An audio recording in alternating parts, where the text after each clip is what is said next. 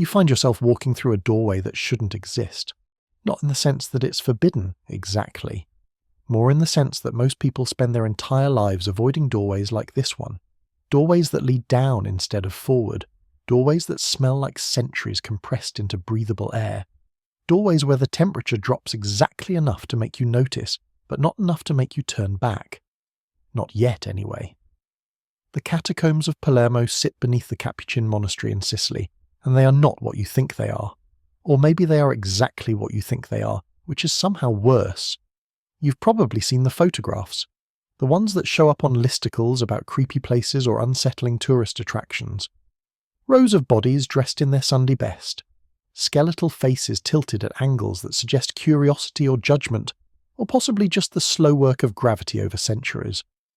But photographs are flat things. They don't prepare you for the actual experience of standing in a hallway lined with the dead, all of them watching you with the patient attention of people who have absolutely nothing but time. You descend the stone steps slowly, not because you're afraid, necessarily, more because your body has opinions about the situation, and those opinions are being expressed through the medium of extreme reluctance. Each step downward feels like a small betrayal of common sense. Each step echoes in a way that suggests the walls are paying attention. The air changes as you go deeper. It becomes thicker somehow, drier, like breathing in the pages of very old books, like inhaling history itself, though history here has a particular flavour, slightly sweet, faintly medicinal, the kind of smell that makes you understand why people in the past were so creative with their perfumes and pomanders. The first corridor opens before you like a question that nobody really wants answered. Along both walls they stand, or sit, or lean in postures that might have been natural once, before time and chemistry worked their slow magic. Bodies preserved through methods that range from deliberate to accidental. Some were mummified intentionally, treated with vinegar and arsenic and hope. Others simply dried out in the particular atmosphere of these tunnels, their moisture wicked away by limestone and time and the specific microclimate of underground Palermo. They're dressed, most of them. That's the thing that catches you first. Not the fact that they're dead, which you knew already, but the fact that they're wearing clothes. Good clothes in many cases. The kind of outfits people selected carefully, thinking about how they wanted to be remembered.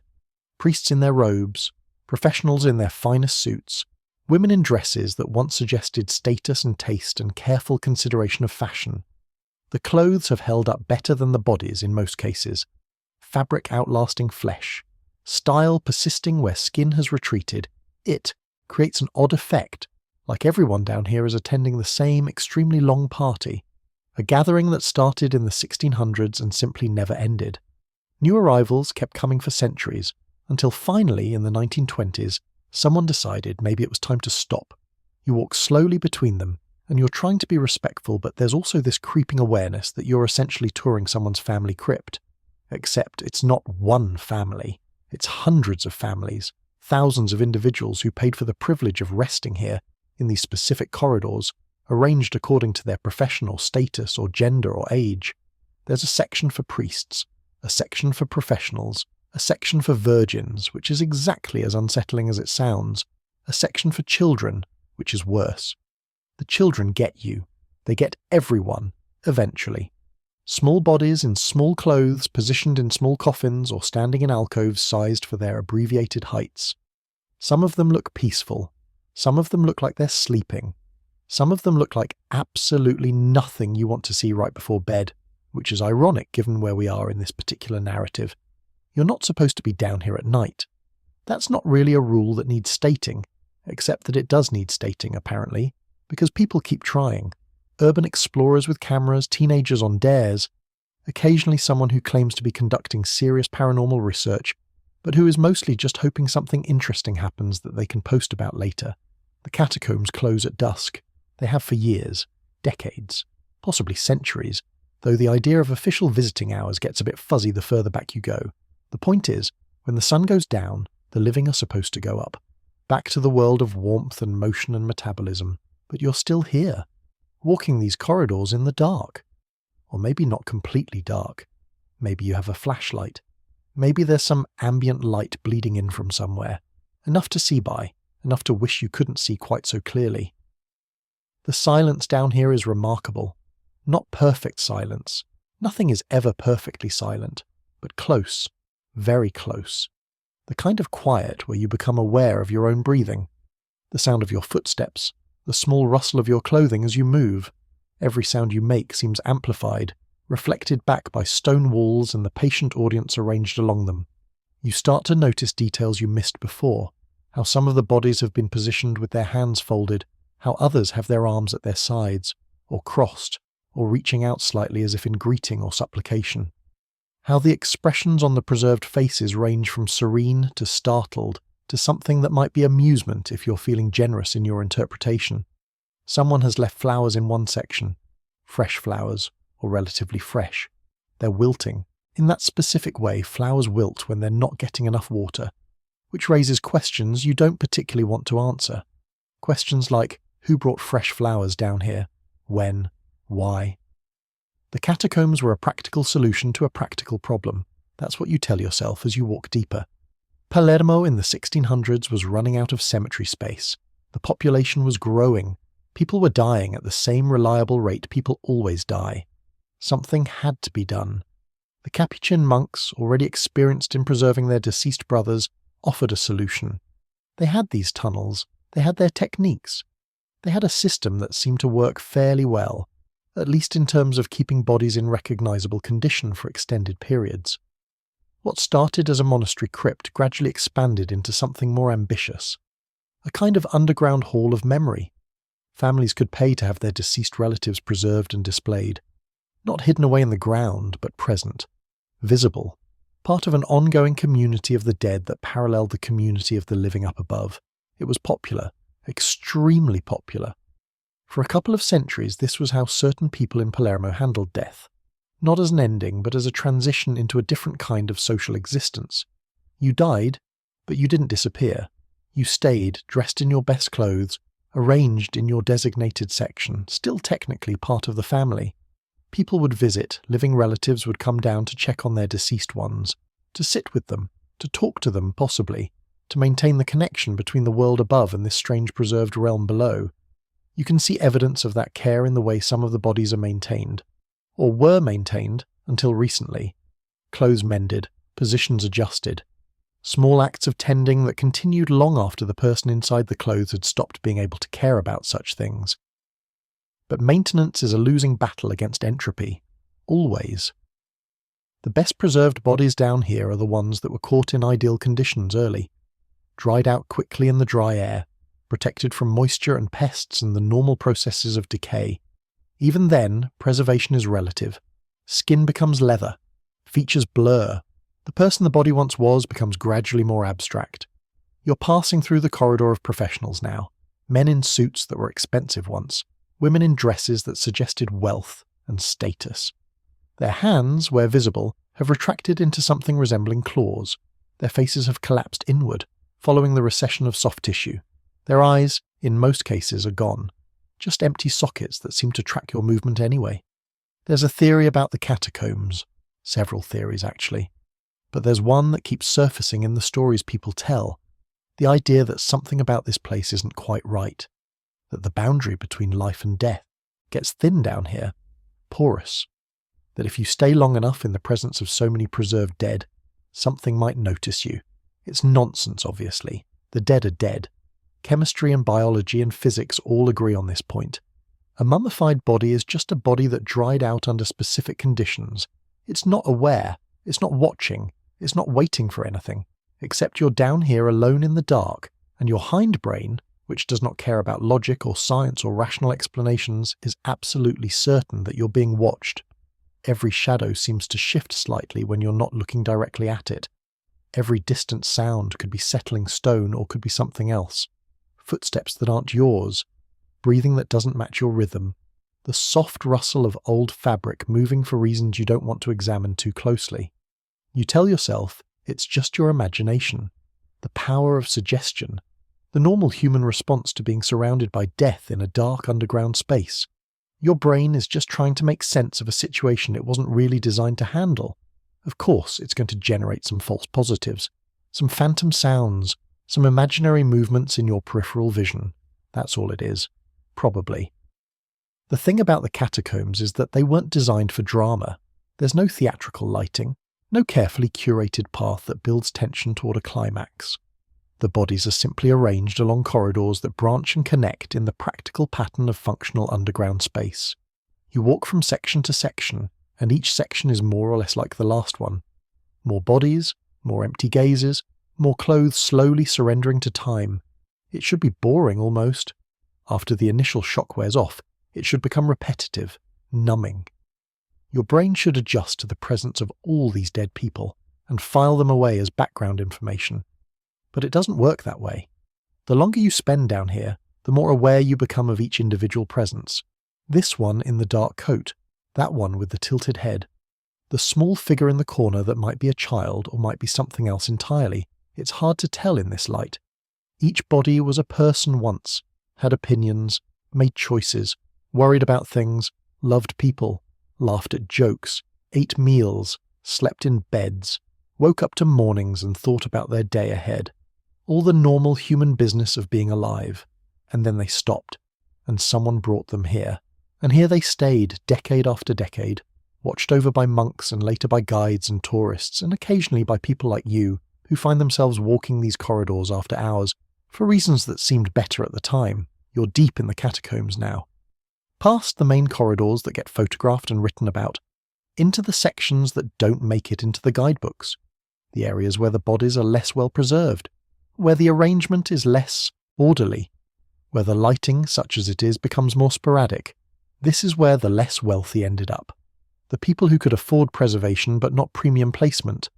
They're stacked more densely here, arranged in less dignified poses, some in open coffins, some directly on shelves, some simply standing against walls because there wasn't anywhere else to put them. The smell is stronger in these sections. That sweet, medicinal, dusty smell that defines the catacombs, mixed with something else, something slightly fungal, the scent of stone that's been underground for centuries, of air that circulates but never quite freshens. You notice one figure in particular, leaning against a wall, in a posture that suggests exhaustion, or maybe just gravity's patient work over time.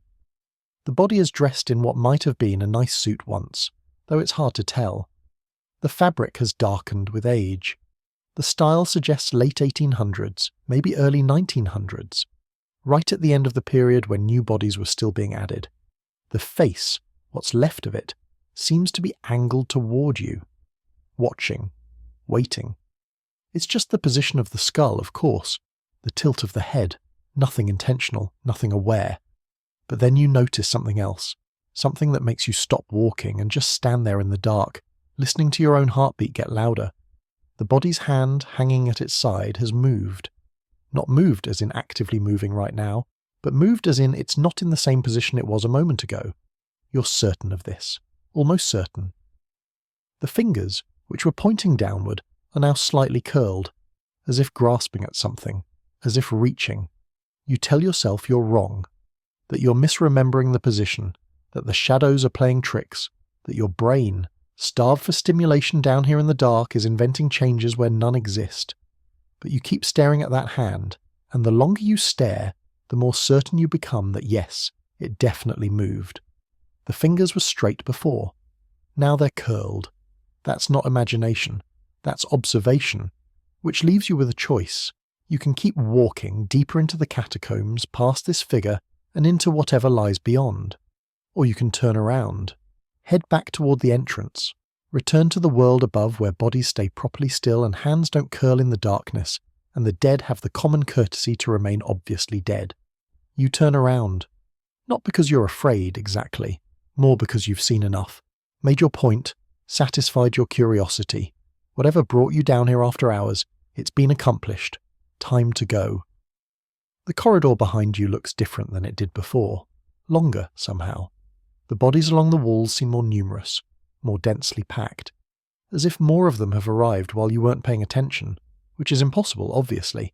The catacombs have been closed to new arrivals for over a century. Nobody new is coming, except the corridor definitely feels more crowded than it did a few minutes ago. You walk faster, not running, not panicking, just walking with purpose, with direction. with the clear intent of getting back to the entrance and the stairs and the world above where things make sense and death stays in its proper place. The sound of your footsteps echoes differently now, like there are more footsteps than there should be, like your rhythm of walking has picked up companions, other feet hitting stone in a pattern that almost matches yours but not quite. You don't look behind you. That seems important. That seems like the one rule that matters down here. Keep moving forward. Don't look back. Don't confirm what you're hearing. Don't give it the power of acknowledgement. The next corridor branches. You don't remember it branching before. You remember a straight path, more or less. But here's a junction. Two possible directions, both leading into darkness, both lined with their patient observers.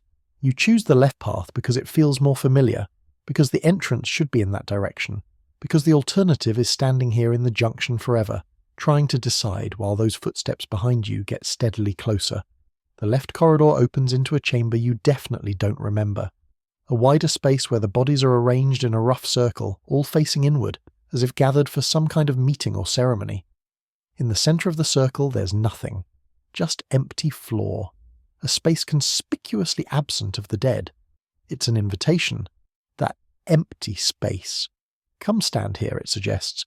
Join the circle. Become part of the arrangement. You'd fit right in, eventually, given time. You do not accept this invitation. You skirt the edge of the chamber, staying close to the wall, giving the circle and its empty centre a wide berth. The bodies arranged in formation don't move, don't react.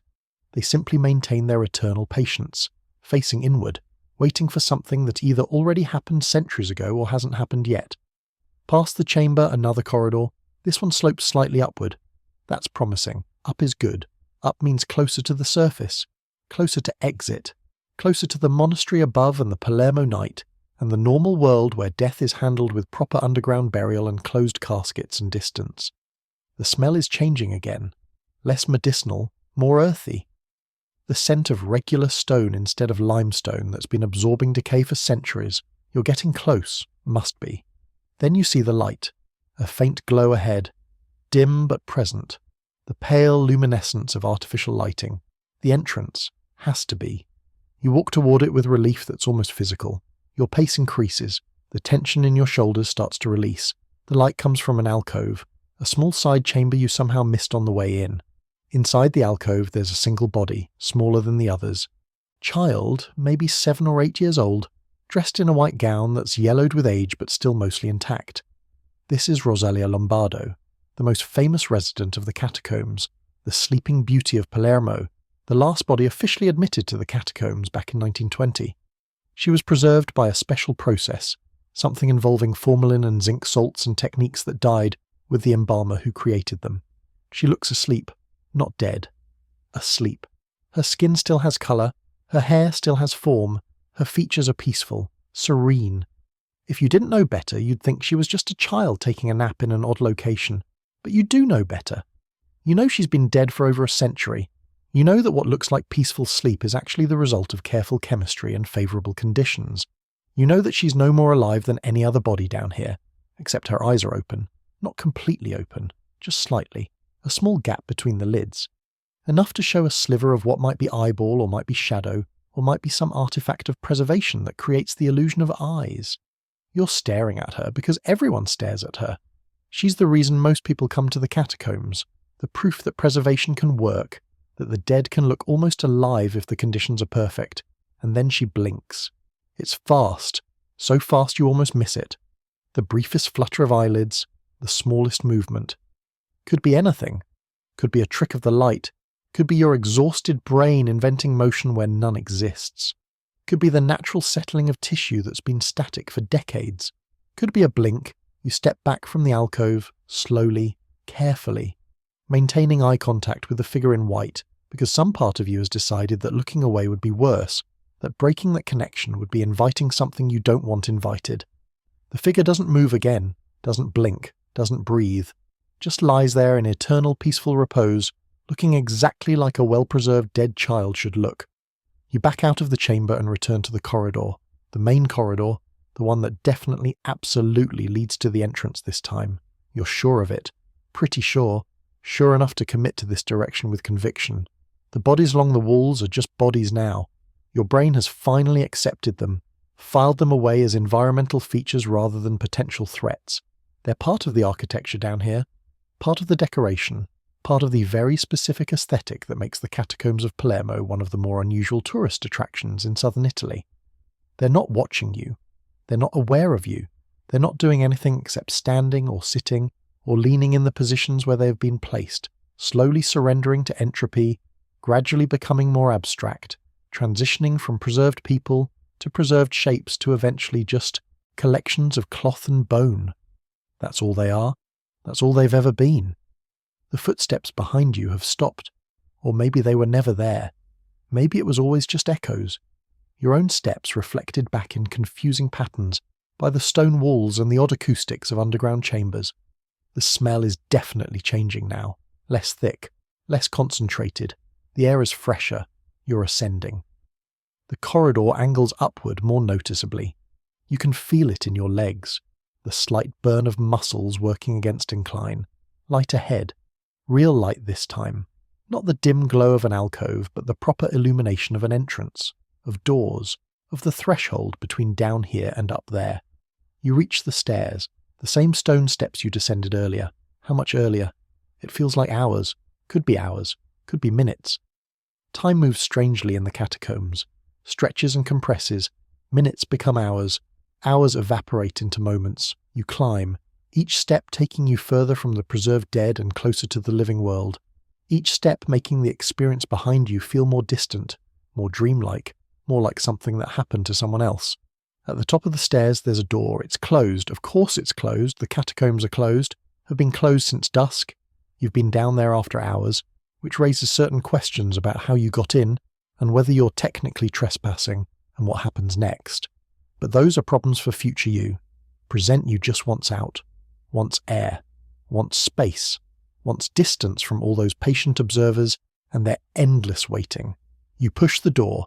It doesn't budge. Locked. Of course it's locked. You try the handle. Try pushing harder. Nothing.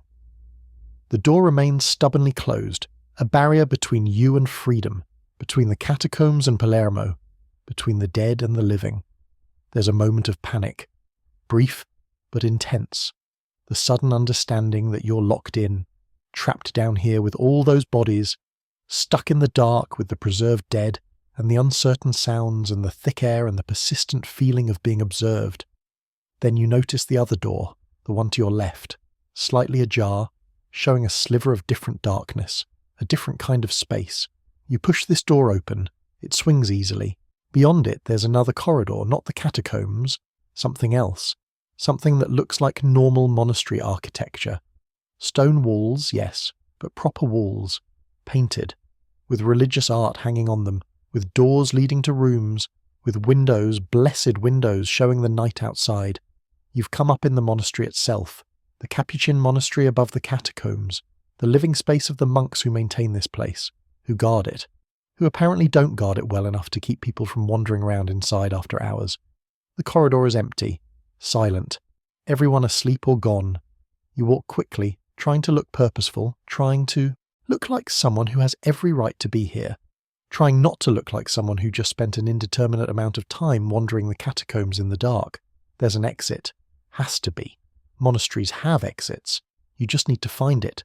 Navigate through this space to the outside, to Palermo proper, to streets and lights, and the normal business of night in a Sicilian city. You pass a courtyard, open to the sky, moonlight making everything silver, shadows pooling in corners, the sound of distant traffic, the smell of the city, normal smells, living smells, exhaust and cooking and the particular scent of urban existence. Another corridor, more doors, some closed, some open. You glance into the open ones, cells, monks' cells, small rooms with simple furniture, beds, desks, crucifixes on walls, the humble spaces of religious life. One cell is different. The door is open, and inside there's a figure. Standing. Not sitting or lying down, just standing. Facing the corner. Perfectly still, you slow down, not stopping, just slowing. Watching this figure. Trying to understand what you're seeing. The figure is wearing robes. Brown robes. A monk then. One of the Capuchin brothers. Standing in his cell in the middle of the night. Facing the corner. Not moving. Praying maybe. some kind of devotional practice. Monasteries have all sorts of routines and rituals, standing meditation, contemplative prayer, things that would look odd to outsiders but make perfect sense within the context of religious life. The figure doesn't move, doesn't acknowledge your presence, just stands there, facing the corner, absolutely motionless. You keep walking. It's not your business, not your concern, just a monk doing monk things in a monastery. Nothing unusual about that. Nothing worth investigating. But you can't help noticing as you pass that the robes look old, very old. The kind of old that suggests decades of wear, or centuries. The kind of old that makes you think of other robes you saw recently. Down below, in the corridors of the preserved, you walk faster. The exit has to be close, has to be. You've navigated through the monastery, found your way from the catacombs to the living quarters. The outside world must be near. There's a door at the end of this corridor, heavy wood, old, with iron fittings that suggest serious age, but it's not locked. The handle turns, the door opens. Beyond it there's night. Real night. Palermo night. The street outside the monastery, you step through. The door closes behind you with a solid thunk. Final. Complete.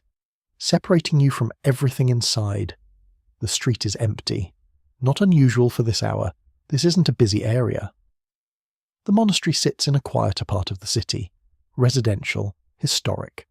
The kind of place where tourists come during the day but locals avoid because tourists come during the day. You walk. Pick a direction. Any direction. Away from the monastery. Away from the catacombs beneath it. Away from all those patient observers and their eternal waiting. The night is warm, Palermo in summer. The air is thick but alive, full of the sounds of a city that never quite sleeps. Distant conversations, somewhere music, the hum of traffic from busier streets. You walk until you find a main road. Lights, people, a few bars still open, late-night cafes serving coffee and pastries to insomniacs and night workers, and people who are just ending their evenings as others are beginning their mornings. You sit at one of these cafes, order coffee, something normal, something that anchors you back in the regular world. The world of commerce and caffeine and small talk with strangers. The coffee arrives, hot, strong. The bitter taste of it is grounding, real. This is real. The cafe is real. The night is real. The street outside is real. The catacombs were real too. Still are real. Still sitting beneath the monastery. Still full of their preserved residents. Still waiting for visitors tomorrow. Still being patient. But you're not there anymore. You're here. Above ground. Among the living. That's what matters. That's what you tell yourself. The coffee cools. You drink it slowly. Watching the street. Watching normal life continue its normal patterns. People walking past. Couples holding hands. Someone arguing on a phone. Someone else laughing at something you can't hear. All of it normal. All of it alive. All of it moving and changing and temporary in the way living things are temporary. Not like the catacombs. Not like the preserved. Not like those figures in their endless waiting. Their eternal patience. Their suspension between being and not being. You finish the coffee. Pay. Leave. Walk back toward wherever you're staying. Hotel. Hostel. Rental apartment. Wherever you're sleeping tonight. Wherever you'll be when morning comes and turns all of this into just another story. Just another experience. Just another thing that happened once in Palermo. The streets get quieter as you walk. Fewer people, fewer lights. The residential areas of the city settling in for what remains of the night. Shutters closed. Windows dark. The occasional glow of someone still awake, still working, still unable or unwilling to sleep. You think about sleep. How tired you are. How much you're looking forward to lying down and closing your eyes and drifting away from consciousness for a while. But you also think about the dreams that might come, the images your brain might conjure, corridors lined with figures, empty eyes, hands that curl, children who blink, monks who stand facing corners, all the visual material your mind has gathered tonight from the catacombs. Maybe you won't sleep, maybe you'll stay awake until morning, until sunlight makes everything safe again, until the catacombs return to being just a tourist attraction, just a historical curiosity, just an unusual feature of Palermo that people visit during proper hours with proper guides. You reach your lodging. The door is locked. Of course, it's locked. It's the middle of the night. You fish out your key. The physical action of it is comforting. Key into lock, turn, click. The small, satisfying sound of mechanisms aligning, of access granted. Inside, everything is as you left it. Your bag, your belongings, your temporary claim to this space. The bed looks inviting, the sheets clean, the pillow soft. You sit on the bed, not lying down yet, just sitting, processing, thinking about the catacombs, about why they exist, about what they represent. They were never meant to be creepy. That's worth remembering.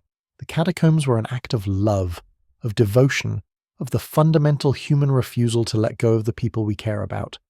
Families paid money to keep their deceased relatives present, visible, part of the ongoing community.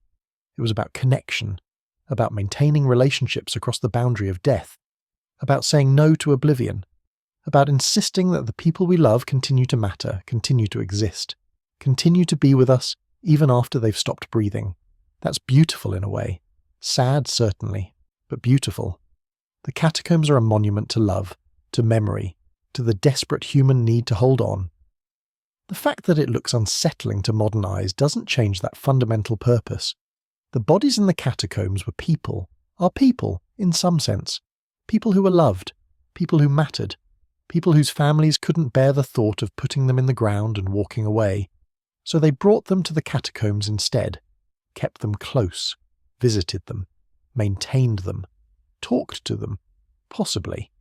The way people talk to graves, the way people talk to photographs, the way people continue conversations with the dead, because the alternative is accepting that those conversations are over forever. You lie down, finally. The bed is comfortable, the sheets are cool, the pillow cradles your head in that perfect way good pillows do. You close your eyes. Darkness.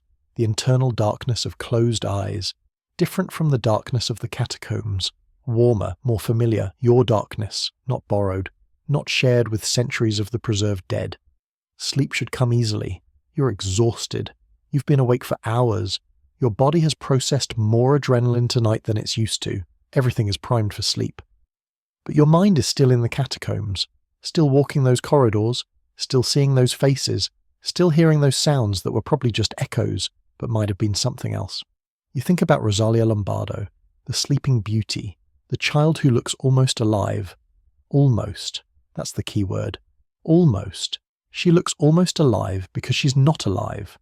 Because the gap between almost and actually is the gap between preserved tissue and living person. Between chemistry and consciousness. She didn't blink. Of course she didn't blink. Dead people don't blink. Preserved people don't blink.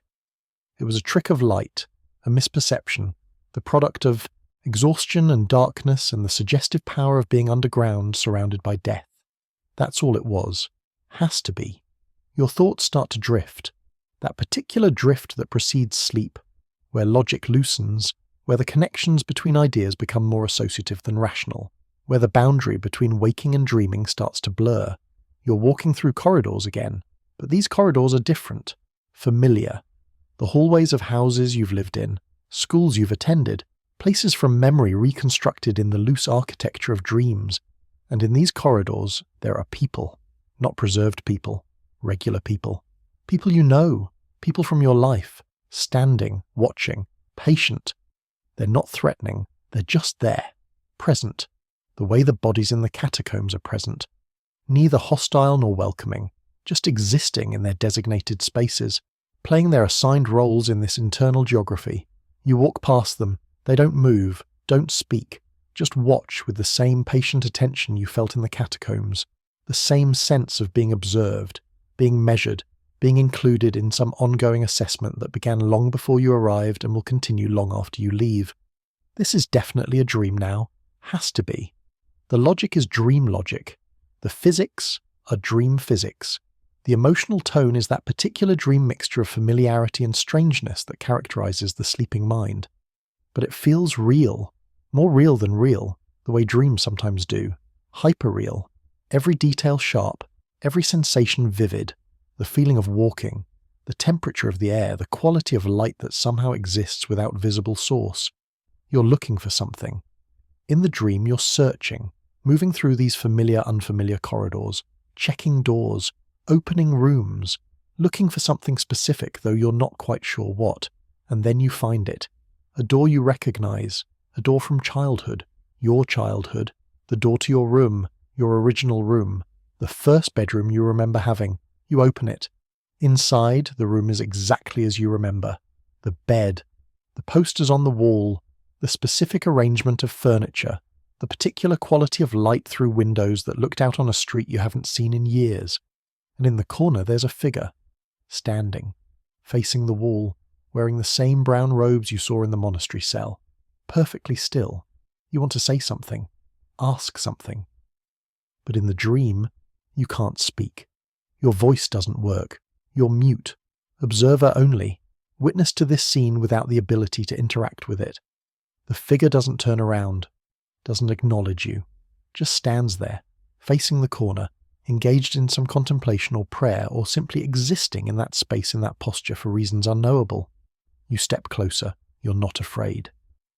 In the dream, fear has a different quality, present but manageable, interesting rather than threatening, closer, until you're almost near enough to touch the figure, to see details, to understand what you're looking at, and then you wake up, sudden, complete, the jarring transition from sleep to waking, from dream logic to regular consciousness. You're in your bed, in your rental room, in Palermo. Morning light is coming through the window, not bright yet. Dawn, early dawn, the quiet hours when the city is transitioning from night to day. You lie still, processing, distinguishing between what was dream and what was memory, and what was actual experience. The catacombs, that was real.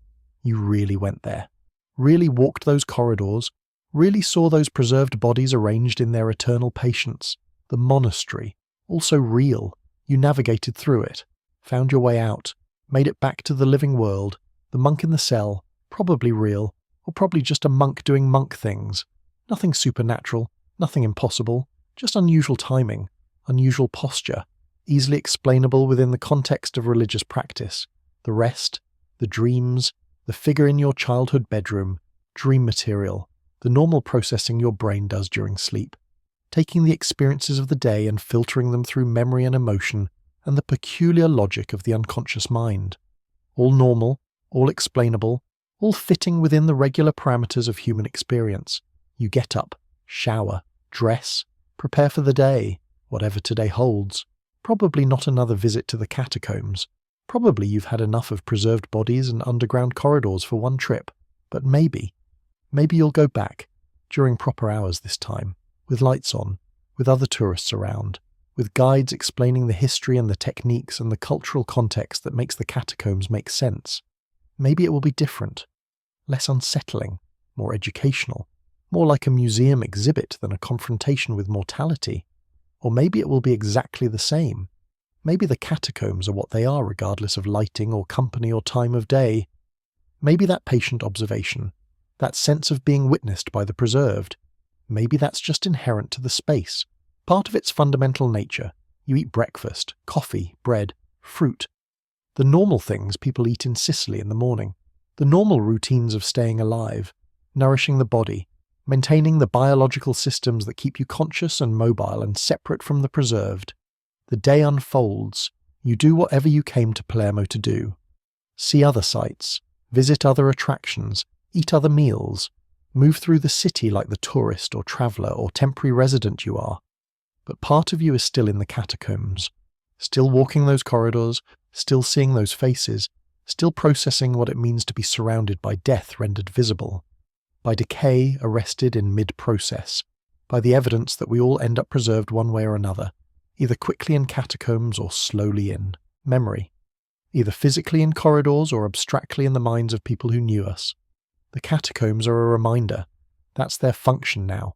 Whatever their original purpose, whatever practical problem they were meant to solve, their modern purpose is reminding the living about death, about impermanence, about the temporary nature of the bodies we inhabit. It's not a comfortable reminder. But maybe comfort isn't the point. Maybe the point is confrontation. Looking directly at what we spend most of our lives avoiding.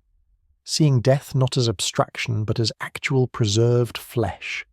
Actual bodies that were once as alive as we are now. Most people don't like that confrontation. They walk through the catacombs quickly, take their photographs, say things like, "That's disturbing," or "I can't wait to get out of here." They process the experience as something unpleasant, something creepy, something to check off a list and then move on from. But some people linger, some people sit with the discomfort, some people let the catacombs work on them, let the reality of all that preserved death sink in, let themselves feel whatever it is the catacombs provoke. Fear, sadness, wonder, the strange intimacy of sharing space with the dead. You might be one of those people. You spent time down there, more time than you intended, more time than was strictly wise or safe. But you stayed, you walked, you looked, you let the catacombs do their work, and now you're carrying that experience, not as trauma, not as horror, but as information, as knowledge, as a shift in perspective that happens when you spend time in the presence of death rendered visible. The day continues, afternoon arrives, the heat of Sicilian summer, tourists filling the streets, the normal business of a city that depends partly on tourism, people taking photos, people consulting maps, people trying to navigate between their expectations and the actual place they find themselves in.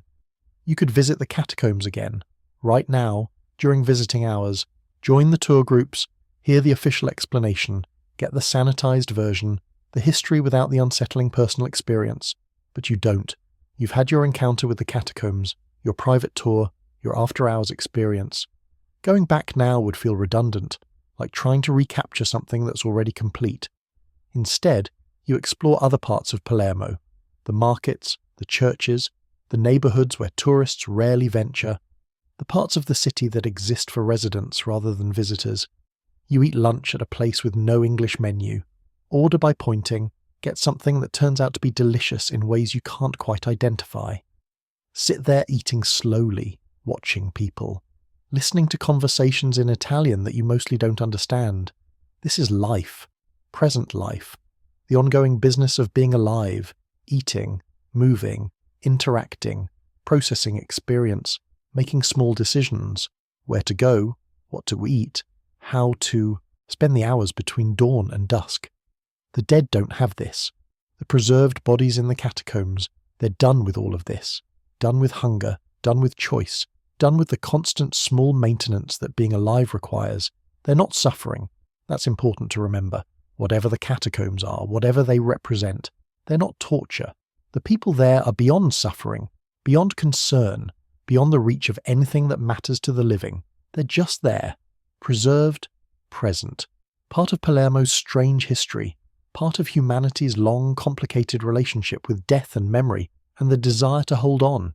Evening comes, the light changes, that particular golden quality of Mediterranean sunset. Everything glowing, shadows lengthening, the heat starting to break.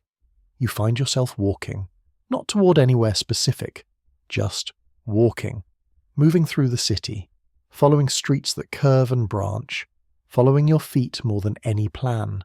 And somehow, not intentionally, not consciously, but somehow your walking brings you back to the monastery, to the Capuchin monastery, to the entrance to the catacombs. It's closed. Of course it's closed. Evening. The catacombs close at dusk. That's the rule. The living go up, the dead stay down, boundaries maintained. You stand outside, looking at the building, thinking about what's beneath it. All those corridors, all those bodies, all that patient waiting. It's quieter at dusk. Fewer tourists.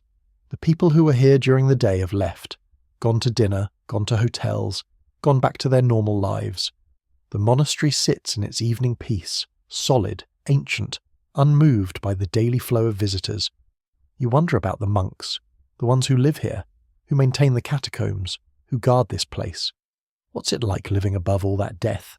Sleeping in cells directly over corridors lined with preserved bodies? Do they think about it? Do they feel it? Or has it become normal, just part of their environment, the way people who live near train tracks stop hearing trains? Maybe it's comforting. Maybe having death so close, so visible, so obviously present, maybe that makes life feel more precious, more vivid, more worth attending to.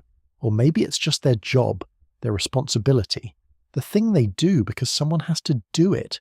And they're the ones who drew that particular calling. The light is fading, dusk deepening into evening, into night. a cycle completing. Another day ending, another night beginning. You turn away from the monastery, walk back toward the living parts of the city, the parts with lights and noise and people going about their evening routines. You find dinner, wine, pasta, the kind of simple, perfect food that Italy does better than anywhere else. You eat slowly, savor it, taste every bite, feel grateful for the ability to taste, to chew, to swallow, to nourish, to continue. After dinner, you walk more. The city at night is different from the city. During the day, cooler, quieter in some ways, louder in others. The daytime crowd replaced by the evening crowd. Different energy, different mood. You pass cafes full of people talking, laughing, arguing, living, performing the social rituals that humans perform, the bonding, the connecting, the building of relationships and shared experience. All of it temporary, all of it doomed to end eventually. But that's not sad. Or it is sad, but also beautiful. The temporary nature of life is what makes it precious, what makes these moments matter, what makes connection meaningful. If we lived forever, nothing would matter. There'd be no urgency, no reason to pay attention, no need to hold on. Everything would be available always. Everyone would be around indefinitely. But we don't live forever. We get this limited time, this specific span of years, this particular collection of days, and then we're done. And what remains is memory. And eventually even memory fades. Even the people who knew us die. And then we're truly gone, absorbed back into the general flow of existence. Our specific pattern dissolved, our individual consciousness returned to wherever consciousness comes from. Unless we're preserved, unless someone takes the time and effort to maintain our physical form, to dress us, to arrange us, to keep us present in some way. But even that's temporary. Even the best preservation eventually fails. Even the catacombs will eventually crumble. The bodies will eventually decay completely, return to dust, to atoms, to the basic elements that compose all matter. Nothing lasts, not life, not death, not preservation, not memory. Everything is temporary. Everything is always in the process of changing into something else. That should be depressing, but somehow, walking through Palermo at night, full of good food and wine, it's not depressing. It's just true, just the nature of things, just the way existence works. And maybe that's what the catacombs teach. Not fear, not horror, but acceptance. Acceptance of impermanence, acceptance of change, acceptance of the fact that we're all just temporary patterns, brief organizations of matter and energy that exist for a while and then don't. The catacombs show us that trying to hold on, trying to preserve, trying to keep things as they are, that's natural, that's human, that's what love looks like sometimes. The refusal to let go, the insistence on presence, the need to keep what we care about close. But it also shows us the limits of that preservation, the way it can't really stop change, can't really prevent loss, can only delay it, transform it, turn it into something different but not really stop it. You find yourself back at your lodging, the day has cycled through, morning to afternoon to evening to night, the full rotation, the complete experience. You're tired, properly tired, the good kind of tired that comes from physical activity and mental processing and emotional engagement. You prepare for bed. The routine of it is soothing, familiar, the small rituals that mark the transition from day to night, from activity to rest. You lie down. Close your eyes. This time sleep comes quickly. No resistance, no lingering in that threshold space. Just a smooth transition from waking to sleeping. And this time, there are no dreams, or no dreams you remember. Just the deep darkness of proper rest, the kind of sleep that refreshes, that heals, that prepares you for the next day.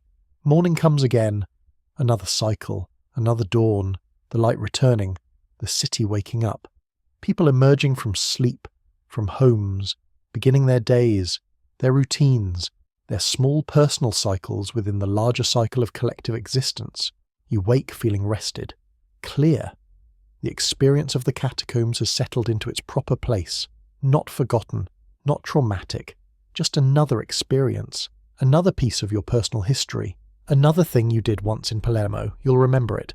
The catacombs, the bodies, the corridors, the particular quality of air down there, the sense of being observed, the mixture of respect and discomfort. All of it will stay with you. but it won't haunt you. That's not what the catacombs do. They confront, they challenge, they provoke, but they don't haunt. They're too honest for that, too direct, too unambiguous in what they present. Death is here, they say.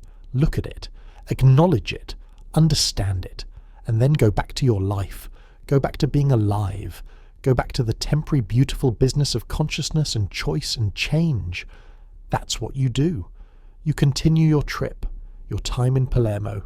You see other things, do other things, have other experiences. The catacombs become one part of a larger whole. One chapter in the story of this particular journey. You talk to other travellers, share experiences. Some of them have been to the catacombs, some haven't, some want to, some absolutely don't. Everyone has their own relationship with death, their own comfort level, their own boundaries. You don't tell them about the after-hours visit, about walking through the catacombs in the dark, about the sounds, the sensations, the particular experience of being down there alone. That's yours, your private encounter, your personal confrontation with mortality rendered visible. Days pass. Your time in Palermo comes to an end. You pack. You prepare to leave, to move on to the next place or to return home, to take the experience with you, to integrate it into the larger pattern of your life. On your last evening, you walk past the monastery one more time, not going in, just acknowledging it, saying goodbye in the way you say goodbye to places that have mattered, that have changed you slightly, that have added to your understanding. The monastery sits in its eternal patience. The catacombs beneath it continue their endless waiting. The bodies remain in their preserved states. Time continues its slow work. Everything changes at the rate it changes. You won't come back. Probably, maybe, but probably not. Once is enough for the catacombs. Once is enough for that particular confrontation. But you'll remember, you'll carry it with you. The images, the sensations, the understanding that death is not abstract, that it has physical form, that it can be seen, touched even. Though you didn't touch. That would have been wrong, disrespectful, a violation of the boundary between observer and observed. You leave Palermo, the city continues without you, the catacombs continue without you. The dead continue their patient waiting without needing your presence. Everything goes on, and that's fine. That's how it should be. You're a visitor, a temporary witness, a brief consciousness passing through a much older, much more permanent situation. You take a train, or a plane, or a bus, whatever transportation carries you to your next destination. You watch Sicily recede, the island falling behind, the Mediterranean spreading out around you, all that blue water, all that distance, and somewhere beneath Palermo, the catacombs remain. The corridors continue. The bodies stand and sit and lean in their eternal postures, dressed in their faded finery, arranged in their designated sections, waiting for the next group of visitors, the next confrontation with living people who need to see what death looks like, who need to understand that they too will end, that everyone ends, that ending is not exceptional, is universal, but not yet, not for you, not today. Today you're alive, moving, changing, experiencing, making choices, feeling sensations, thinking thoughts, existing in the full complicated glory of being conscious matter. The catacombs reminded you of that, not by showing you death, exactly, but by showing you what comes after. The preservation, the stillness, the end of choice, the transition from being to having been. And that reminder, uncomfortable as it was, is also a gift. A chance to appreciate the temporary nature of living, a chance to recognize that every moment is borrowed time, that consciousness is a brief flash in the long darkness, that we should pay attention while we have the chance, because someday we'll be done paying attention, done choosing, done moving and changing and experiencing. Someday we'll transition from the world of the living to whatever comes next. Maybe preservation, if we're lucky enough to end up in someone's carefully maintained catacombs. Maybe cremation. Maybe simple burial, maybe something else entirely, but that's later. That's future. That's the inevitable conclusion that we all share but don't need to think about constantly. For now, there's this. Movement. Experience. The ongoing adventure of being alive. The chance to walk through strange cities, to see unusual things, to confront uncomfortable truths, to grow, to change, to become slightly different versions of ourselves through the accumulation of experience. The catacombs are behind you now, both literally and metaphorically. Behind in space, behind in time, behind in the sequence of your personal narrative. But they're not forgotten. They can't be forgotten. Something about that place, those bodies, those corridors, something about it sticks, remains, becomes part of your permanent collection of memories. The things you carry with you, the experiences that shape how you see the world. You'll think about them sometimes. The catacombs, usually at odd moments, when you're trying to sleep, when you're walking through empty buildings, when you're in basements or underground parking garages, when anything reminds you of that particular quality of air, that particular sense of being observed, that particular confrontation with mortality. And when you think about them, you'll feel something. Not fear exactly, not horror, something more complex, a mixture of respect and discomfort and understanding. The recognition that death is real, physical, inevitable, and that we all have to make our peace with it somehow. The people in the catacombs made their peace by being preserved, by remaining present, by refusing, through their families' efforts, to disappear completely. They chose visibility over oblivion, preservation over erasure. You might make a different choice when your time comes. Probably will. Most people do now. The catacombs are historical. The practice has ended. Modern death is handled differently, more privately, more hygienically, with more distance between the living and the dead. But maybe the catacombs were onto something. Maybe having death visible, present, undeniable. Maybe that's healthier than hiding it away, pretending it doesn't exist, sanitizing it until it becomes abstract. Maybe we need places like the catacombs, not to be morbid, not to wallow in death, but to remember, to confront, to acknowledge that this is where we're all heading, that our time is limited, that we should make it count. These thoughts drift through your mind as you travel, as the distance from Palermo increases, as the experience becomes memory, as memory becomes part of the larger pattern of who you are and how you understand the world. And eventually the immediacy fades, the sharp edges of the experience soften. The catacombs become just another thing you did once, just another place you visited, just another chapter in your personal story. But something remains, some change, some shift in perspective, some deeper understanding of mortality and time, and the precious temporary nature of consciousness. You carry that with you, into whatever comes next, into the rest of your life. However long that life turns out to be, however it unfolds, whatever experiences and changes and growth still await you, the catacombs taught you something, not through words, not through explanation, but through direct experience, through confrontation, through the simple act of standing in those corridors, surrounded by preserved death, feeling the weight of centuries, understanding, in a way that words can't quite capture, what it means to be alive. And that understanding, that feeling, that knowledge, it's yours now, part of you, integrated into your consciousness, shaping how you see the world, how you value time, how you think about endings, not constantly, not obsessively, but there, available, a reference point, a reminder, a quiet voice that occasionally speaks up to say, remember the catacombs, remember the preserved, remember that time is limited, remember to pay attention, remember to live while you can. Because that's the paradox, the strange truth the catacombs reveal. They're full of death, yes, full of bodies, full of the evidence of ending. But somehow, by confronting all that death, you become more aware of life, more grateful for it, more determined to use it well. The dead in the catacombs can't move, can't change, can't grow, can't experience anything new. They're finished, complete, their stories told, their journeys ended. But you can move, you can change, you can grow, you can have new experiences. Your story is still being written, your journey continues. And maybe that's what the catacombs really offer, not fear, not horror, but perspective. The understanding that comes from seeing where we all end up. The motivation that comes from recognizing how precious and temporary this current moment is.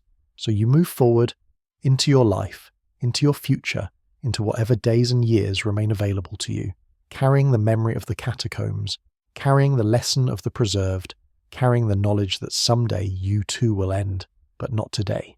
Not yet.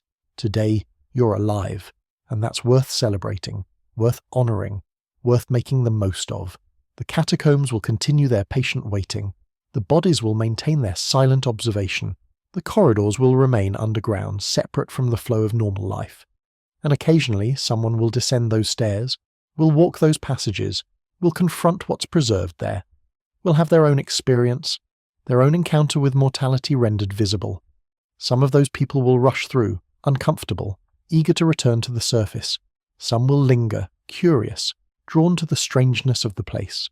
Some might even, foolishly or bravely, find themselves there after hours, in the dark, alone with the preserved, and each person will take away something different, will integrate the experience differently, will make their own meaning from the confrontation with death. That's how it works. That's how places like the catacombs function, not by teaching explicit lessons, not by providing clear answers, but by offering experience, by creating space for confrontation, by allowing people to face something most of us spend most of our time avoiding. And in facing it, in walking through those corridors, in standing among the preserved, something shifts. Some understanding deepens. Some appreciation for the temporary beautiful nature of life grows stronger. Not for everyone. Some people are just creeped out. Some people think it's disgusting. Some people can't wait to leave and never think about it again.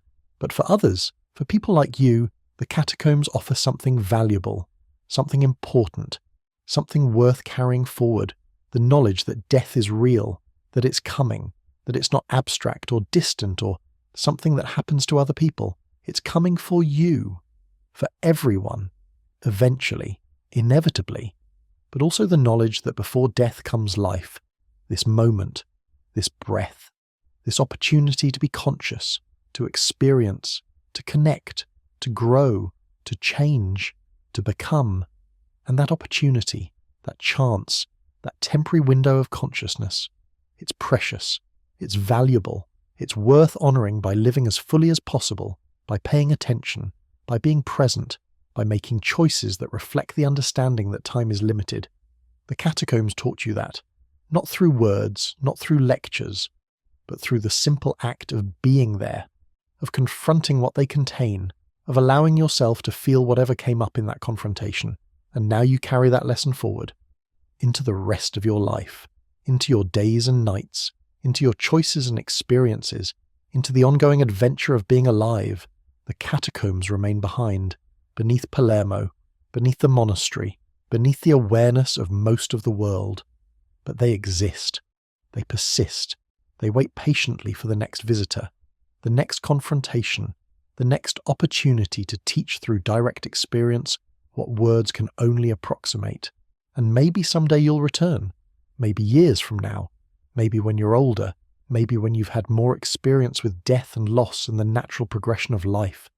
Maybe then you'll go back, walk those corridors again, see how the experience feels different, how you've changed, how your understanding has deepened, or maybe not.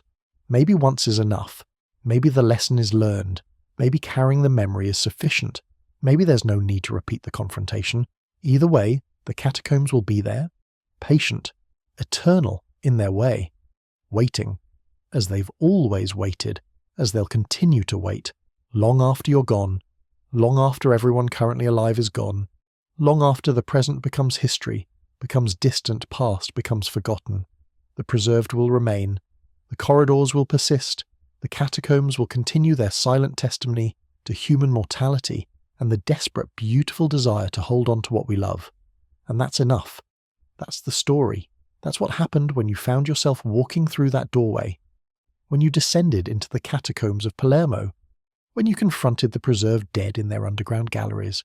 You went down, you saw, you felt, you learned, you returned, and now you're here, alive, moving forward, carrying the experience, integrating the lesson, continuing your journey through the temporary, beautiful, complicated business of being human. The catacombs are closed now. Night has fallen again in Palermo. The bodies rest in their darkness. The monastery sleeps. The city continues its rhythms. Life goes on. And somewhere, someone is preparing for sleep, closing their eyes, drifting toward dreams, letting consciousness dissolve temporarily into the nightly rehearsal of death that we call sleep. Maybe that person is you. Maybe you're the one lying down now, eyes closing, breath slowing, mind loosening its grip on waking reality. And maybe, as you drift, you think one last time about the catacombs, about what you saw there, about what it meant, about how it changed you, slightly, in ways you're still discovering. And maybe that thought, that memory, that understanding, maybe it helps you sleep. Maybe knowing that death is real makes life more precious, makes this moment more valuable, makes the temporary nature of consciousness something to honor rather than fear. Or maybe you're just tired. Maybe sleep comes easily. Maybe dreams arrive without the need for meaning or lesson or understanding. Either way, you sleep, you rest, you surrender to the nightly dissolution of consciousness, the temporary cessation of awareness, the small death that we practice every night in preparation for the final one. And while you sleep, the catacombs wait, the bodies remain, the story continues, the cycle perpetuates, life and death, waking and sleeping, preservation and decay, movement and stillness, all of it continuing, all of it part of the larger pattern, all of it inevitable, all of it, in its way, perfect.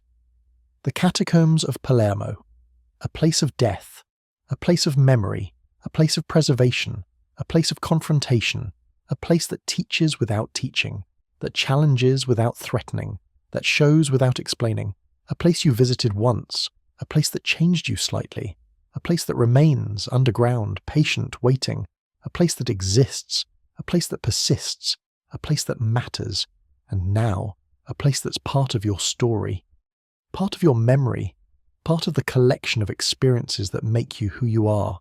The catacombs, you were there, you saw, you understand as much as anyone can understand what they mean, what they offer, what they teach, and that's enough. That's the journey. That's the story of why you wouldn't last a night in the catacombs of Palermo, not because they're dangerous, not because they're haunted, not because something terrible would happen, but because being there, in the dark, among the preserved, confronting mortality so directly, it's intense, it's overwhelming, it's more than most people want to experience, more than most people need to experience. You lasted, you walked those corridors, you faced what was there, you came back, and now you know, you understand. You carry that knowledge forward, into sleep, into dreams, into tomorrow, into the rest of your life. The catacombs remain, patient, eternal, waiting, and you continue, moving, changing, living, for now, for this moment, for as long as consciousness persists. And that's the story, that's the legend, that's the truth about the catacombs of Palermo. They're real, they're there, they wait. And occasionally someone visits, someone confronts, someone learns, someone like you. And the cycle continues. The pattern persists.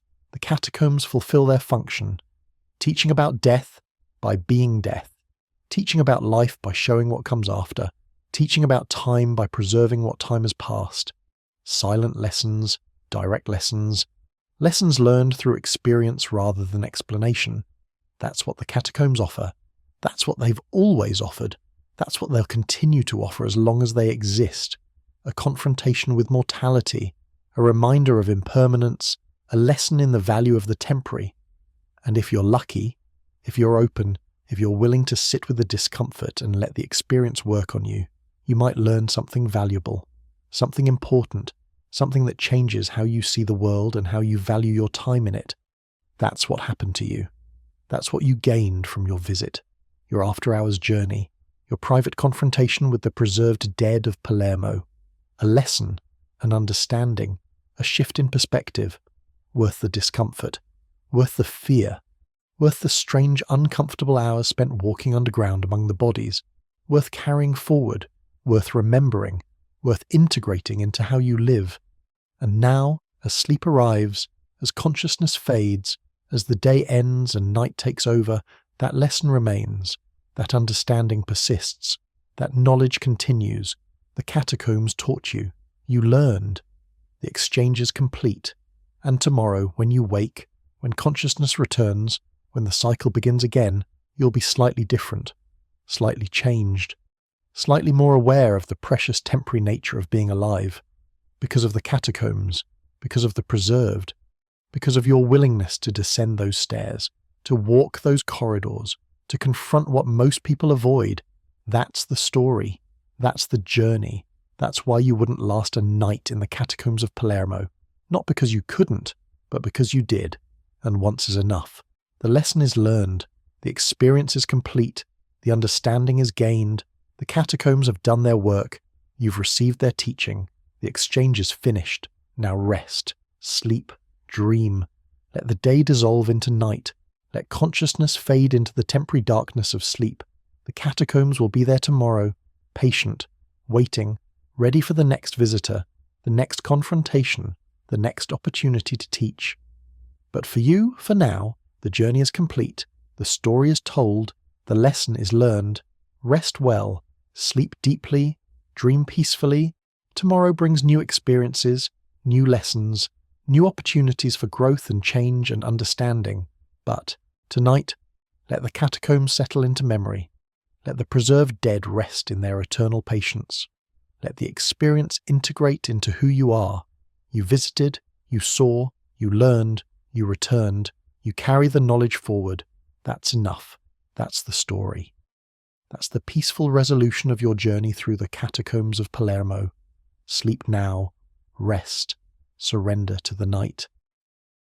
Let the story end here, gently, quietly, with the understanding that you've gained something valuable, something worth keeping, something that will stay with you, shaping how you see the world, reminding you of the precious temporary nature of being alive. The catacombs wait, you rest, the cycle continues, everything is as it should be. You wake sometime in the middle of the night, not suddenly, not from a nightmare, just that gentle drift back to consciousness that happens sometimes when sleep is too light, or the body has completed one cycle and is deciding whether to begin another. The room is dark, silent, the kind of silence that feels thick, substantial, like the air itself has weight and texture. You lie there, not quite awake, not quite asleep, existing in that liminal space between states. Your mind is active but loose, thoughts arriving without much structure or purpose, random associations, half-formed images, the mental drift of the partially conscious, and of course, you think about the catacombs. How could you not?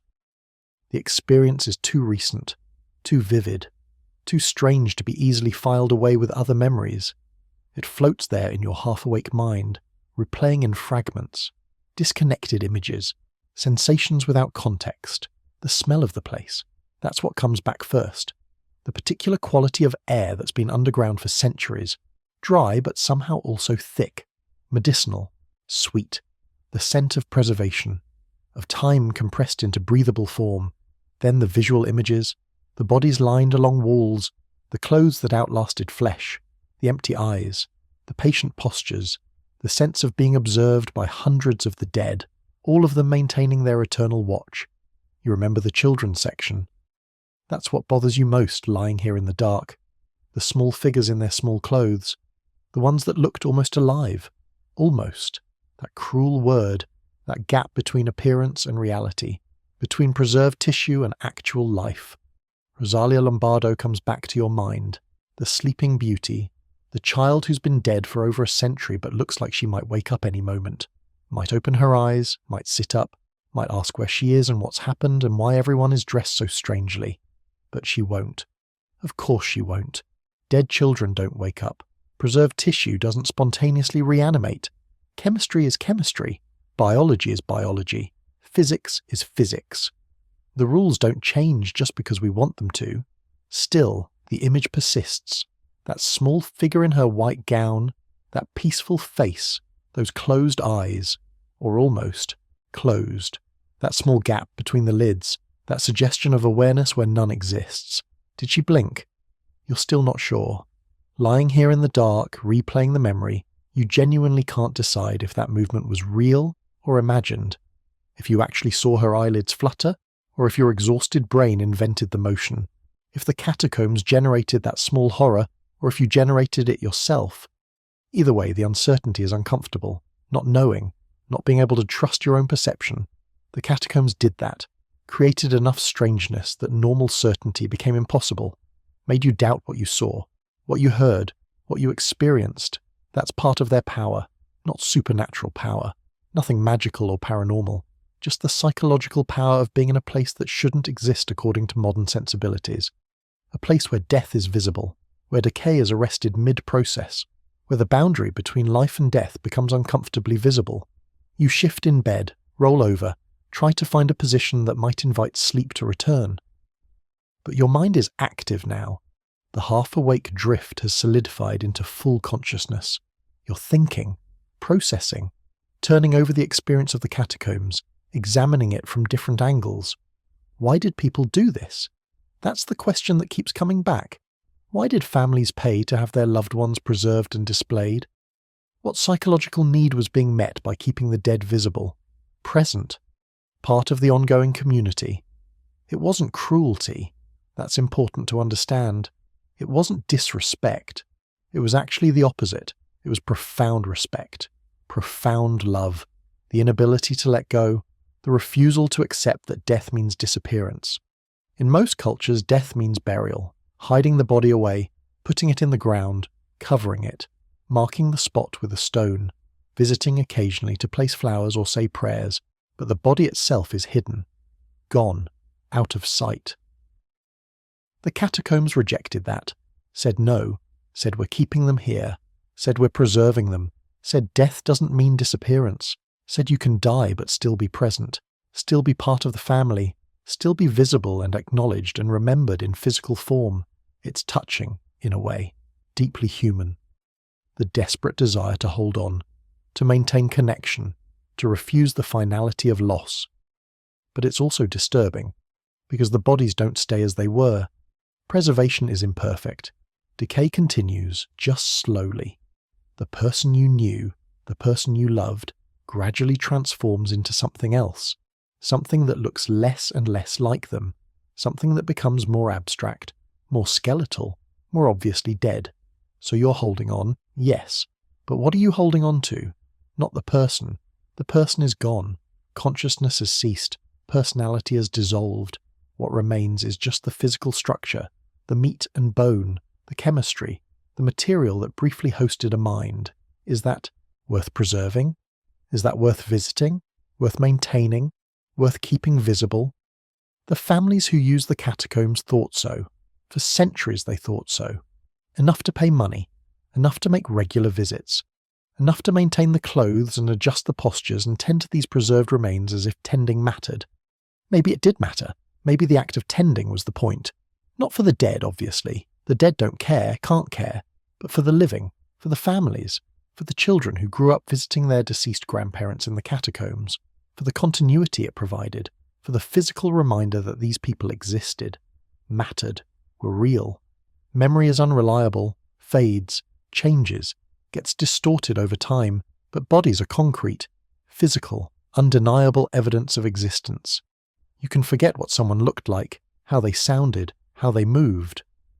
But if you have their preserved body, you have proof, evidence, physical confirmation that they were real. Maybe that's what the catacombs offered.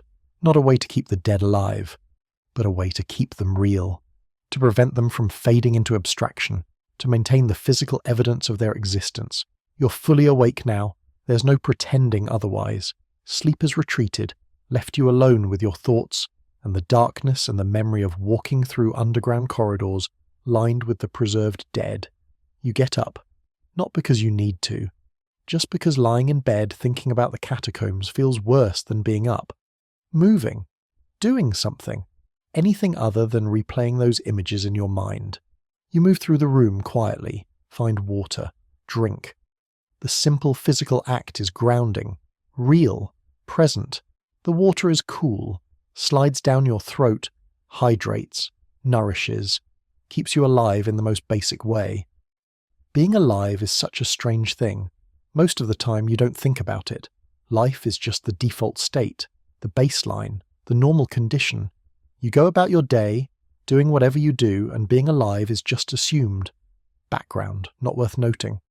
But sometimes in moments like this, in the middle of the night after visiting places like the catacombs, being alive becomes noticeable, remarkable. The fact that you're conscious, that you're experiencing, that you're capable of thought and sensation and choice.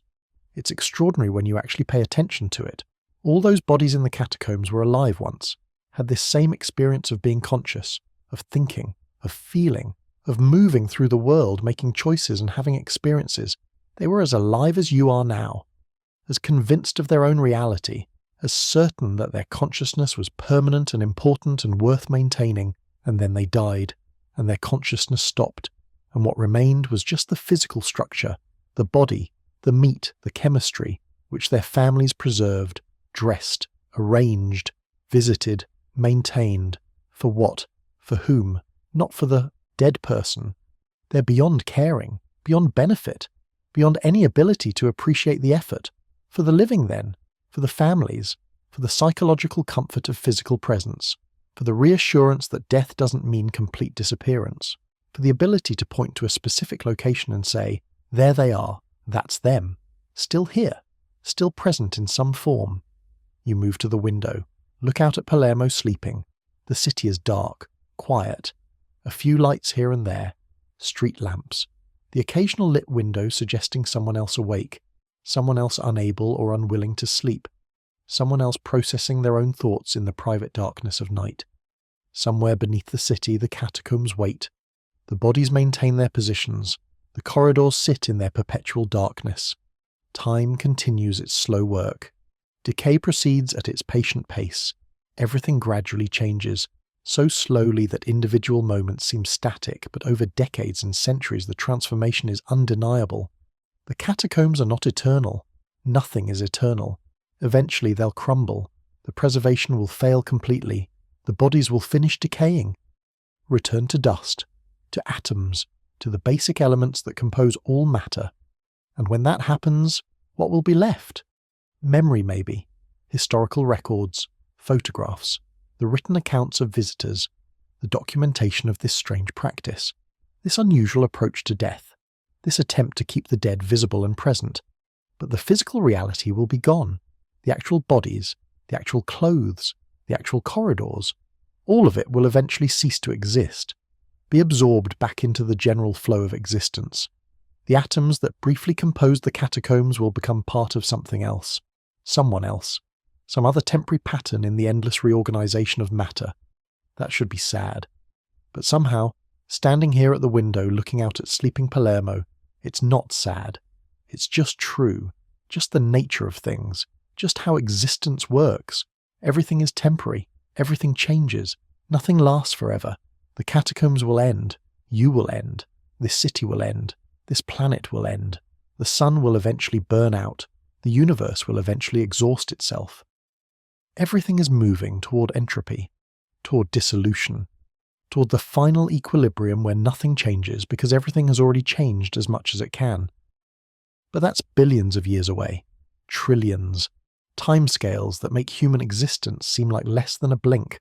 We get our brief moment, our temporary window of consciousness, our chance to be alive and aware and experiencing, and what do we do with it?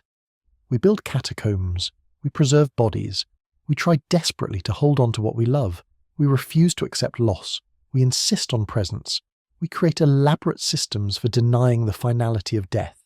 It's beautiful, futile, yes, temporary, absolutely, but beautiful. The human refusal to accept the obvious, the determination to find meaning in the meaningless, to create permanence out of the impermanent, to hold on despite knowing at some level that holding on is impossible.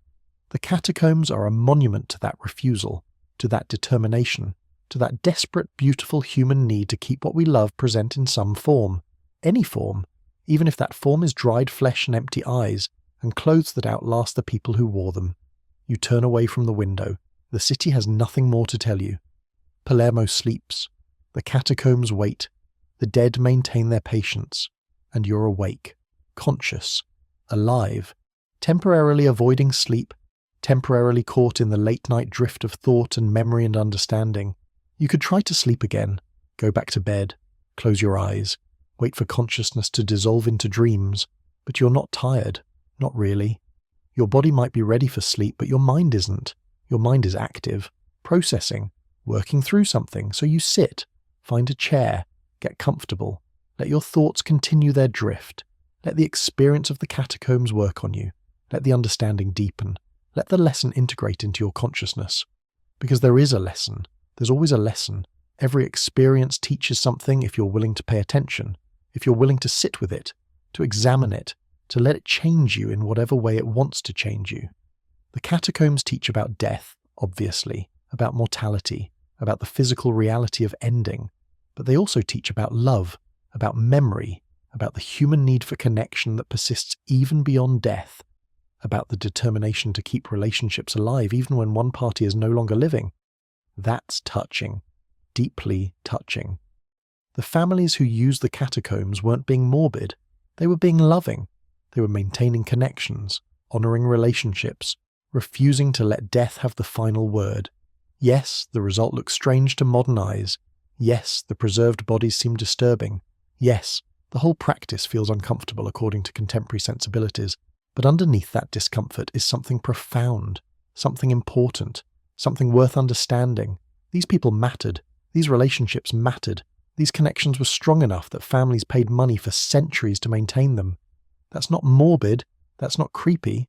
That's love. Pure, simple, powerful enough to transcend death, powerful enough to create this extraordinary underground gallery of the preserved. You think about your own family, the people you've lost, the ones who've died. Where are they now? In graves, mostly. Cremated in some cases. Scattered ashes. Buried caskets. Traditional modern death. Hidden, private, out of sight. You don't visit them. Not often. Maybe once a year. Maybe less. You remember them, yes. Think about them occasionally. But there's no physical presence. No place to go where they are. Just abstract. Memory. Just the fading recollection of how they looked and sounded and moved through the world. If they were in the catacombs, you could visit them, could see them, could stand in front of their preserved forms and remember more concretely, could maintain the connection in a more physical way. Would that be better? You're not sure. Part of you thinks yes. The physical presence would be meaningful. The ability to point to a specific place and say, there they are, that's them, would provide a kind of comfort. But another part of you thinks no.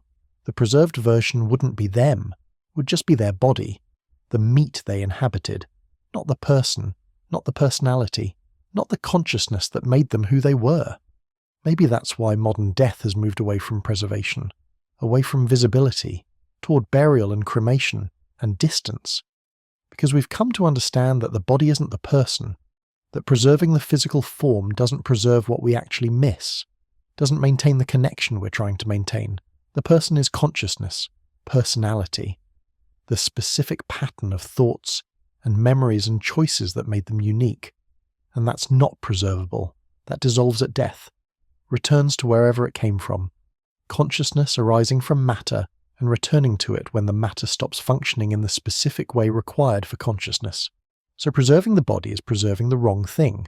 The container instead of the contents, the vehicle instead of the driver, the instrument instead of the music. But maybe the families who used the catacombs understood that. Maybe they knew they weren't preserving the person, just the evidence of the person, the physical proof of existence, the tangible reminder that this consciousness, now gone, was once housed in this specific form. And maybe that was enough. Maybe having that tangible reminder, that physical anchor for memory, maybe that provided comfort even if it didn't preserve the actual person.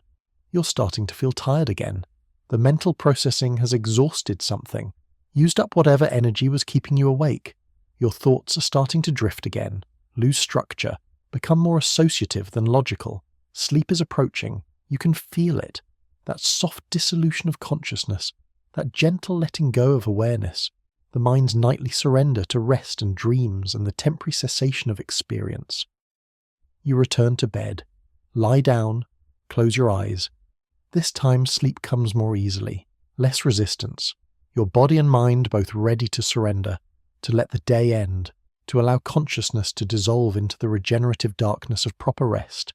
And as you drift, you think one more time about the catacombs, about the preserved dead waiting patiently in their underground galleries, about the families who maintained them, about the love that motivated the preservation, about the desperate, beautiful, futile attempt to hold on.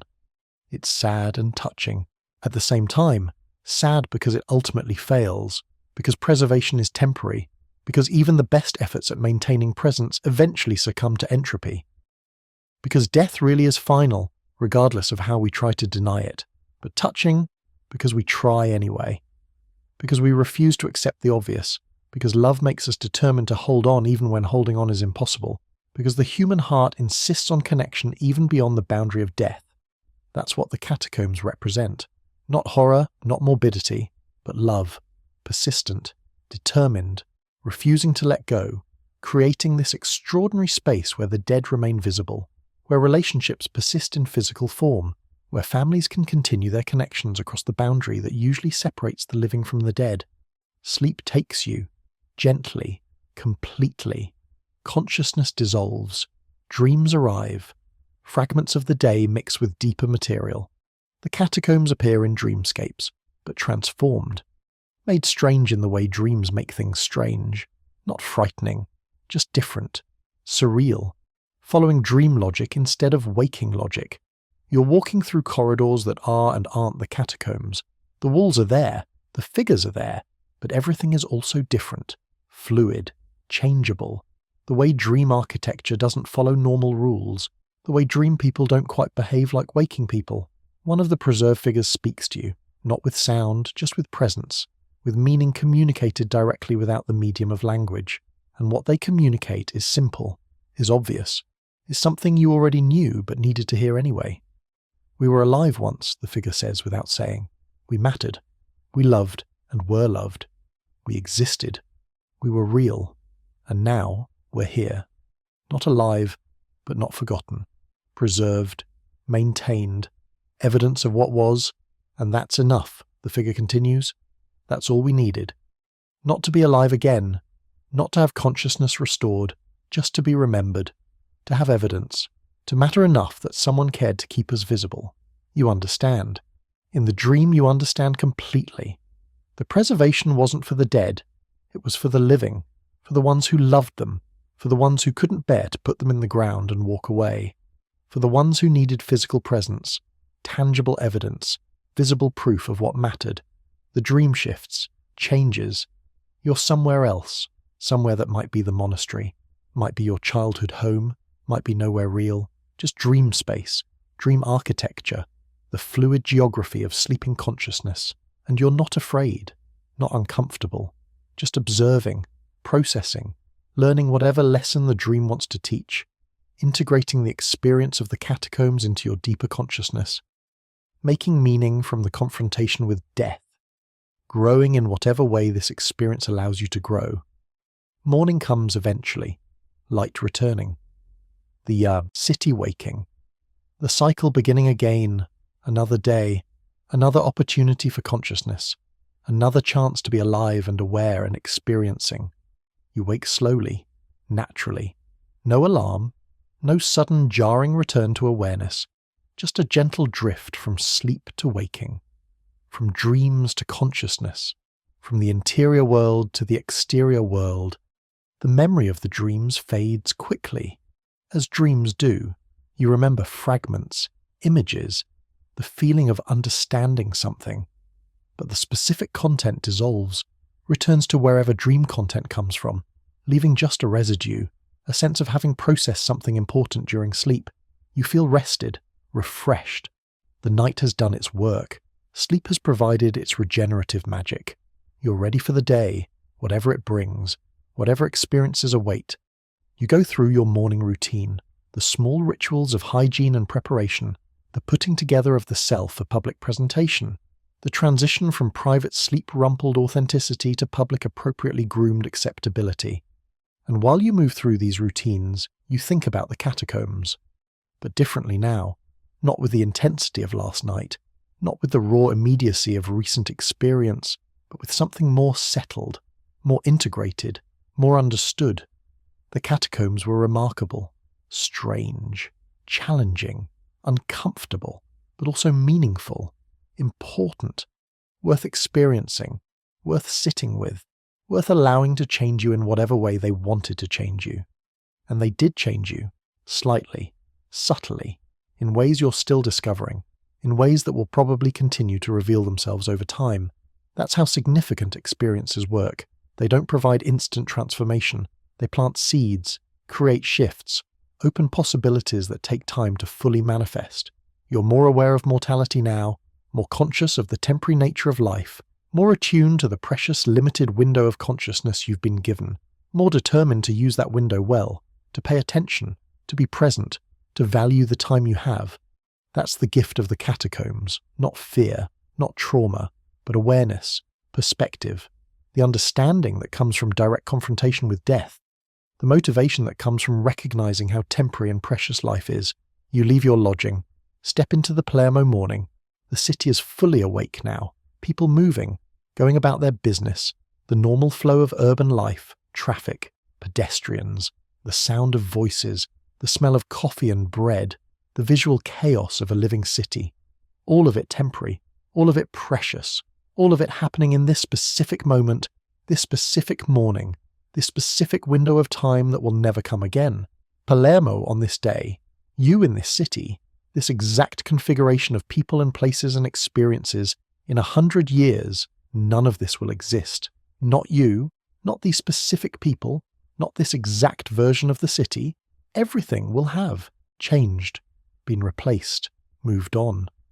The atoms that currently compose all of this will have reorganized into other patterns, other people, other cities, other moments, but right now, it's all here, all present, all real, and you're part of it, experiencing it, witnessing it, being alive in this specific time and place. That's what matters. That's what the catacombs taught you. Not that death is coming. Everyone knows that already. But that life is happening now, right now, in this moment, and that paying attention to it, valuing it, experiencing it fully. That's the appropriate response to mortality. Not fear, not denial, not desperate attempts at preservation, just presence, awareness, the determination to be fully alive while alive is still possible. You find breakfast, a small cafe, coffee and cornetto, the simple, perfect start to an Italian morning. You sit outside, watch people pass, let the coffee work its gentle magic, let the sugar and carbs provide their energy, let the moment be what it is without needing it to be anything more. This is life, this moment, this coffee, this city, this experience. Not profound, not extraordinary, just real, just present, just the ongoing business of being alive. And that's enough. That's more than enough. That's everything. The catacombs are miles away, underground, waiting. The preserved dead maintain their patient observation. The corridors sit in their perpetual darkness. Time continues its slow work, but you're here, above ground, in sunlight, drinking coffee, watching life happen, being part of the living world, part of the flowing, changing, temporary glory of consciousness and choice and experience. This is where you belong, not in the catacombs, not among the preserved, not in the underground galleries of arrested decay, but here, in motion, in change, in the constant flux of living. The catacombs served their purpose, taught their lesson, provided their gift. Now they can recede into memory, into the collection of experiences that shape you, into the background knowledge that informs how you see the world. You finish your coffee, the day stretches ahead, full of possibility, full of choice, full of whatever experiences you decide to pursue. You could go anywhere, do anything, follow any impulse, make any choice. That freedom is extraordinary when you actually notice it. Most of the time, it's invisible, taken for granted, just the baseline condition of being alive. But sometimes, after experiences like the catacombs, it becomes remarkable, noticeable, worth appreciating. You're free to move, to choose, to change, to grow, to experience new things, to continue the ongoing adventure of consciousness, all of it temporary, all of it precious, all of it yours for as long as it lasts. The dead in the catacombs don't have that freedom, don't have that choice, don't have any of it. They're done, finished. Their time of motion and choice and experience has ended. What remains is just the evidence, the preserved form, the physical proof that they once had what you currently have. And someday, you'll be done too. Your time of motion and choice and experience will end. What remains, if anything, will be whatever evidence you leave behind, whatever proof of your existence persists, whatever impact you had on the world and the people in it.